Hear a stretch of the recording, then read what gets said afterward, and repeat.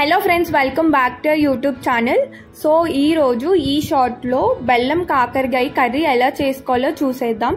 First అయితే కాకరకాయలు తీసుకొని అవి పీసెస్ కింద కట్ చేసుకోవాలి. తర్వాత వాటర్లో వేసుకోవాలి.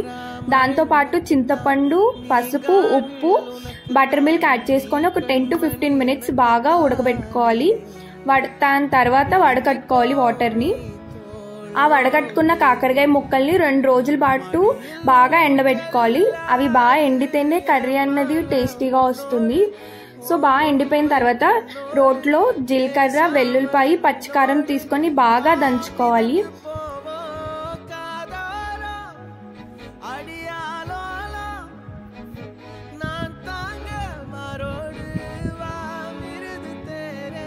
అవి బాగా కలిసేలా దంచుకోవాలి. కాకరకాయ ముక్కలకి తగినంత బెల్లం కూడా తీసుకొని పక్కన పెట్టుకోవాలి. తర్వాత ప్యాన్ తీసుకొని, దీనికి అయితే ఎక్కువ ఆయిల్ పడుతుంది ఎందుకంటే కాకరకాయ ముక్కలు బాగా ఎండాయి కాబట్టి. దాంట్లో పోపులు వేసుకొని ఎండిన కాకరకాయ ముక్కలను కూడా బాగా ఫ్రై చేసుకోవాలి. ఫ్రై చేసుకున్న తర్వాత ముందుగా దంచుకున్న వెల్లుల్లి, కారం పౌడర్ దాంట్లో వేసేసేయడమే. దాని తర్వాత ఒక 5 minutes అయిన తర్వాత బెల్లం కూడా వేసుకొని బాగా కలుపుకోవాలి. పసుపు, ఉప్పు కూడా వేసుకోవాలి.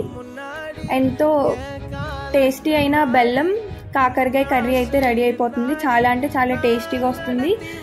చేదుగా అయితే అస్సలు ఉండదు.